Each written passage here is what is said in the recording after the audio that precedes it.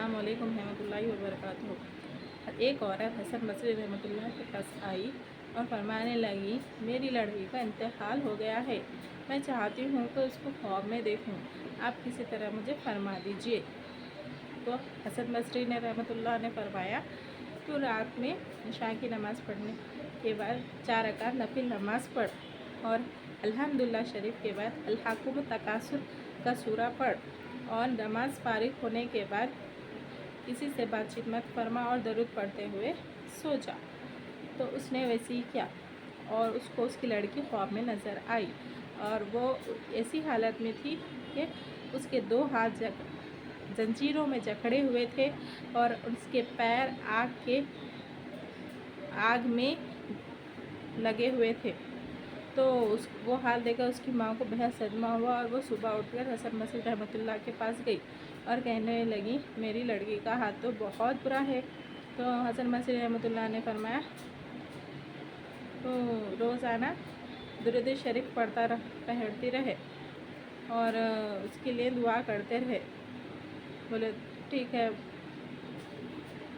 वो औरत सुबह उठकर हसन बसरी रहमतुल्लाह के पास गई और फरमाने लगी, मेरी बेटी का तो अक्स बहुत ख़राब है, उसको अज़ाब हो रहा है। तो हसन बसरी रहमतुल्लाह ने कहा कि उसके नाम पर सदका किया कर। तो और अगले दिन उसी रात को हसन बसरी रहमतुल्लाह के ख्वाब में वो लड़की आई और वो ऐसे अंदाज में थी, वो जन्नत के एक ऊंचे तख्त के महल पर बैठे हुई थी, तारको लिबास पहने हुई और उसके चेहरे से नूर चमक रहा था, उसके सर पे नूर का ताज था। और वो फरमाने लगे, तुम कौन हो?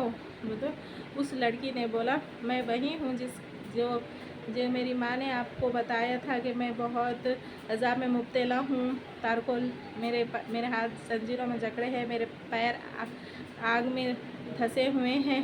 तो अरे तेरी माँ ने तो तेरा आरफ अक्स हुआ था, तू तो इतनी अच्छी लग रही है, तो भी ये कैसा मर्तबा हासिल हुआ आपको?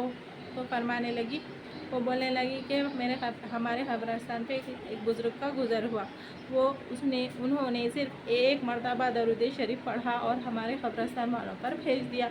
उस दरूद शरीफ की बरकत से हम सबको अल्लाह ताला ने निजात दे दी। सुभान अल्लाह। एक दरूद शरीफ पढ़ने की वजह से सारे कब्रिस्तानों को निजात दे दी और मैं जन्नत में दाखिल हो गई। सुभान अल्लाह।